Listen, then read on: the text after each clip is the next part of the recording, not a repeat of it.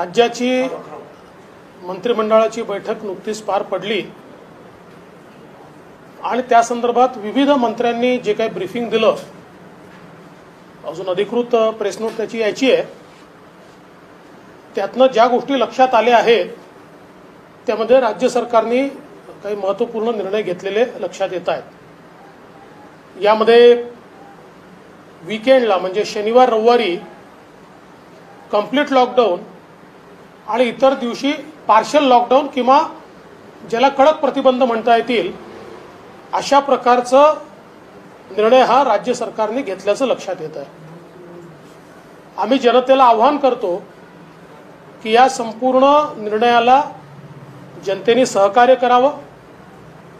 भारतीय जनता पक्षाच्या कार्यकर्त्यांना देखील आम्ही आवाहन केलंय की आत्ताची कोरोनाची भयावह परिस्थिती बघता कार्यकर्त्यांनी आणि आमच्या सगळ्या नेत्यांनी देखील यामध्ये आम्ही सहकार्य करणार आहोत आणि जास्तीत जास्त लोकांना वॅक्सिनेशन करता येईल या दृष्टीनं वॅक्सिनेशनच्या मोहिमेमध्ये भारतीय जनता पक्षाचे कार्यकर्ते सक्रियतेने सहभागी होतील हा देखील निर्णय आम्ही घेतलेला आहे। एकूणच कोरोनाची परिस्थिती ही महाराष्ट्रामध्ये प्रचंड भयावह आहे। माझ्या माहितीप्रमाणे आज जवळजवळ 57,000 केसेस कोरोनाच्या महाराष्ट्रात आहेत आणि मोठ्या प्रमाणात मृत्यू संख्या देखील वाढते। आता मृत्यूचं जे रिकन्सिलिएशन चाललंय त्यामध्ये माझ्या माहितीप्रमाणे अजून 400 मृत्यूंची भर ही आताच्या आकड्यांमध्ये पडण्याची शक्यता आहे। त्यामुळे कोरोनाचं पुन्हा थैमान हे महाराष्ट्रामध्ये आपल्याला पाहायला मिळतंय। अशा परिस्थितीमध्ये ज्या काही उपाययोजना सरकारच्या वतीनं केल्या जातील त्या उपाययोजनांना सहकार्य करणं ही आपल्या सर्वांची जबाबदारी आहे असं आम्ही समजतो। यासोबत आमची ही देखील अपेक्षा आहे की सरकारने केवळ लॉकडाऊन किंवा निर्बंधाची चर्चा करून चालणार नाही, तर त्यासोबत नवीन स्ट्रेन काय आहे, तो इतक्या वेगाने का वाढतोय, तो इतक्या वेगाने महाराष्ट्रातच का वाढतोय, त्याच्या पाठीमागची कारणं काय आहे याही संदर्भात विवेचन केलं पाहिजे, उद्बोधन केलं पाहिजे, प्रबोधन केलं पाहिजे।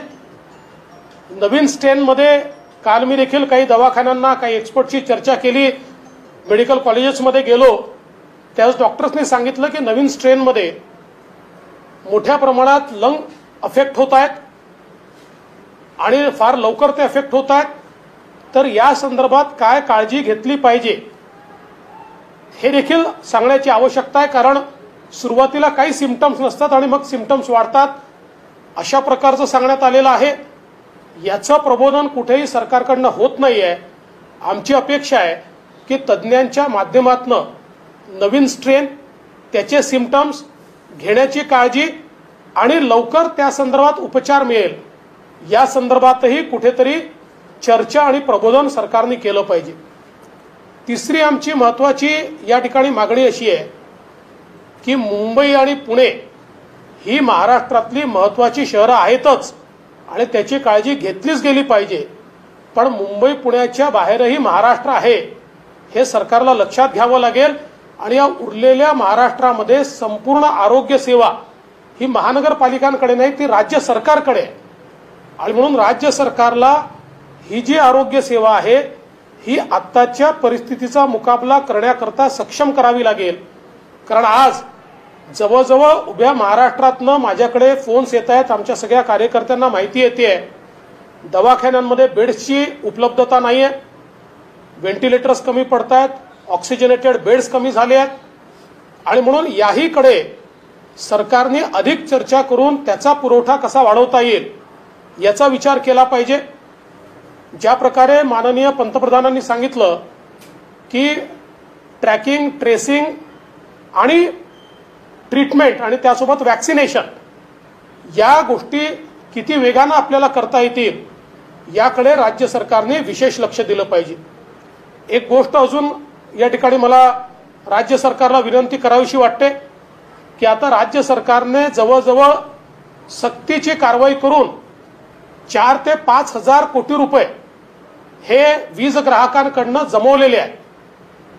आता तरी राज्य सरकारने ही परिस्थिती पाहता वीज कनेक्शन कापणं बंद केलं पाहिजे. कारण आता लॉकडाऊन आणि पार्शल लॉकडाऊन हे जे या ठिकाणी सुरू होत आहे याच्यामुळे लोकांच्या रोजगारावर मोठ्या प्रमाणात गदा येणार आहे. अशा परिस्थितीमध्ये वीज कनेक्शन कापण्याची मोहीम हा तुघलकी निर्णय ठरेल आणि म्हणून तो तात्काळ आता तरी राज्य सरकारने थांबवावा अशा प्रकारची आमची विनंती आहे. आमचं असंही मत आहे की आता ही सगळी जी परिस्थिती उद्भवलेली आहे या परिस्थितीमध्ये मोठ्या प्रमाणात आम्ही तर राज्य सरकारला सहकार्य करणारच आहोत, जनताही करणार आहे, पण त्याच वेळी समाजातला जो गरीब आहे, जो मध्यमवर्गीय आहे, जो छोटा व्यावसायिक आहे याचाही विचार हा राज्य सरकारने करण्याची आवश्यकता आहे. त्यामुळे लॉकडाऊन पार्शल लॉकडाऊन हे एकीकडे ठीक आहे, ते चालू द्या, पण त्याचसोबत राज्य सरकारने मोठ्या प्रमाणात यांच्या मदतीच्या संदर्भातली घोषणा केली पाहिजे, त्याचे काही पॅकेजेस दिले पाहिजे.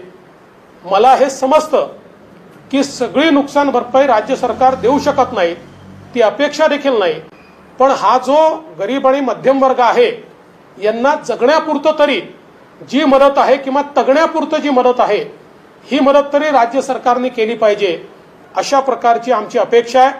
आणि म्हणून राज्य सरकारने याही संदर्भात चर्चा करावी. चर्चा केवळ लॉकडाऊन की पार्शल लॉकडाऊन यापुरतं न करता या इतर बाबींवर देखील व्हावी अशा प्रकारची आमची अपेक्षा आहे. सर, आज सकाळी जे आहे संजय राऊत यांनी म्हटलं आहे की केंद्रामध्ये भाजपचं सरकार आहे पण राज्यामध्ये नाहीये, त्याच्यामुळे ती मदत करत नाही आम्हाला, असं सूडबुद्धीने वागू नये.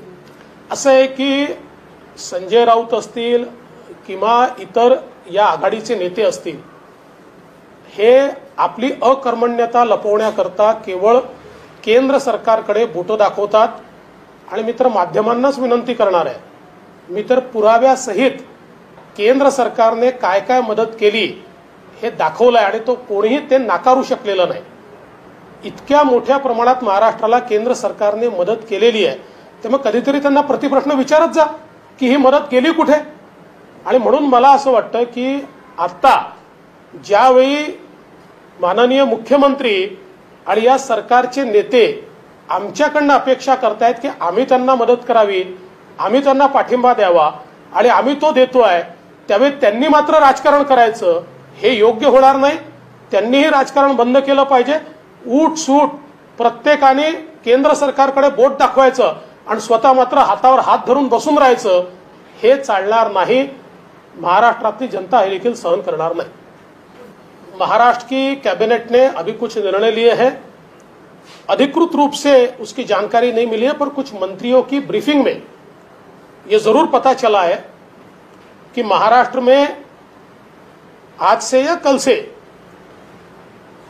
2 दिन का वीकेंड का लॉकडाउन और अन्य दिनों में पार्शियल लॉकडाउन ये लगाया जाने वाला है. हम लोगों को ये आह्वान करते हैं, अपील करते हैं कि लोगों ने इसमें सहकार्य करना चाहिए. भारतीय जनता पार्टी और हमारे कार्यकर्ता भी सरकार को इसमें सहकार्य करेंगे और भारतीय जनता पार्टी के कार्यकर्ताओं को हमने अपील की है कि बड़े पैमाने पर वैक्सीनेशन के ड्राइव में वो मदद करें, लोगों का रजिस्ट्रेशन और लोगों को वैक्सीनेशन सेंटर तक ले जाने का प्रयास करें ताकि इस महामारी से हम लोग जल्दी बाहर आ पाए.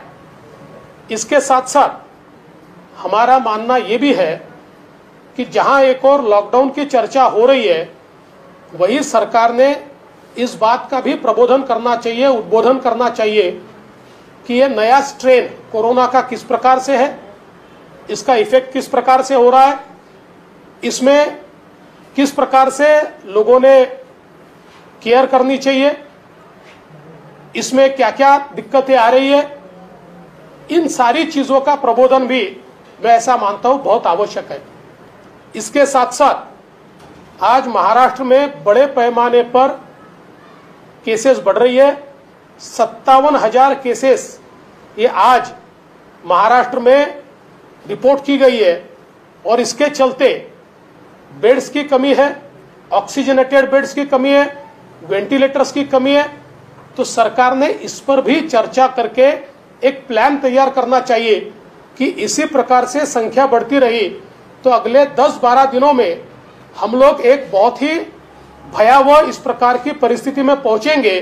तो उसके लिए सरकार का रोड मैप क्या है, किस प्रकार से सरकार ऑक्सीजनेटेड बेड्स, किस प्रकार से अलग अलग प्रकार की सेवाएं और किस प्रकार से वेंटिलेटर के बेड्स ये सरकार उपलब्ध कराएगी, इसका भी विचार सरकार की ओर से किया जाना चाहिए। इसके साथ साथ हमारी ये भी मांग है कि आज ये जो लॉकडाउन और पार्शियल लॉकडाउन है, इसका बहुत बुरा असर समाज के गरीबों के ऊपर, समाज के मध्यम वर्ग के ऊपर और छोटे व्यवसायिकों के ऊपर पड़ रहा है। ऐसे समय सरकार ने उनको मदद करने का विचार करना चाहिए और सरकार ने बड़े पैमाने पर उनको किस प्रकार से हम लोग मदद कर पाए, इसके बारे में कोई ना कोई पैकेज देना चाहिए। एक और मांग हम सरकार से करना चाहते हैं कि महाराष्ट्र में बड़े पैमाने पर बिजली के कनेक्शन काटने की मुहिम चल रही है। हम सरकार से मांग करते हैं, सरकार ने 5,000 करोड़ रुपए की वसूली इस कोरोना काल में भी अतिरिक्त कर ली है, लोगों के कनेक्शन काट काट के कर लिए। कम से कम अब सरकार ने इसको रोकना चाहिए, क्योंकि लोगों के पास व्यवसाय नहीं है, रोजगार नहीं है, कमाई का जरिया नहीं है। ऐसे समय उनकी बिजली काटना, मैं ऐसा मानता हूं कि ये सुल्तानी राज है और इसलिए इसको भी खत्म करना चाहिए, रोकना चाहिए। इस प्रकार की हमारी अपील है।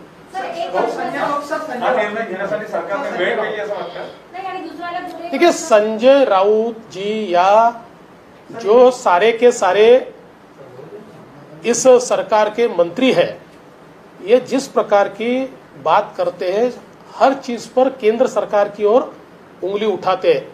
मैंने सबूतों के साथ, कागजों के साथ केंद्र सरकार ने महाराष्ट्र को कितनी मदद की, पाई पाई का हिसाब दिया। मैं तो मीडिया से भी अपील करता हूं कि कभी उनको पूछे इस पैसे का राज्य सरकार ने क्या किया। और मेरा मानना बहुत साफ है, जब मुख्यमंत्री हमको फोन करके अपील करते हैं कि आपने हमको मदद करनी चाहिए और हम राजनीति से ऊपर उठकर मदद करते हैं, तो अपने फेलियर्स के लिए हर समय राजनीति करना और केंद्र सरकार की तरफ उंगली निर्देश करना, ये भी इस महाआघाड़ी के नेताओं ने बंद करना चाहिए। राज्य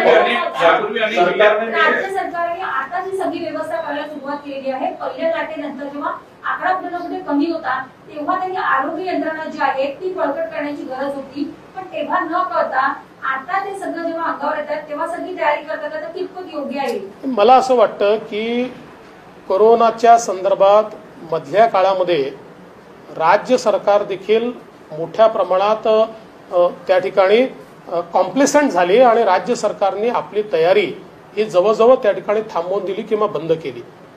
आणि विशेषतः बजेट झाल्यानंतर अशी अपेक्षा होती की मोठ्या प्रमाणात पॅन्डेमिकचा विचार करता ज्या बजेटमध्ये घोषणा केल्या आहेत त्या घोषणांच्या अनुरूप काही व्यवस्था राज्य सरकार सुरू करेल, त्याहीकडे राज्य सरकारने पूर्णपणे दुर्लक्ष केलेलं आपल्याला पाहायला मिळतंय। आणि म्हणून आज आपण अशा परिस्थितीमध्ये आहोत की आपण मागच्या अनुभवातनं काही शिकलो नाही आणि कुठल्याही व्यवस्था उभ्या केल्या नसल्यामुळे मोठ्या प्रमाणात लोकांना त्रास होतोय। राज्य सरकारला म्हणूनच आम्ही अपील केलं आहे की आता राज्य सरकारने नुसती लॉकडाऊनची आणि पार्शियल लॉकडाऊनची चर्चा बंद करावी आणि या व्यवस्था उभ्या करण्याच्या संदर्भात आम्ही काय करणार आहोत या संदर्भात जास्त जोर द्यावा।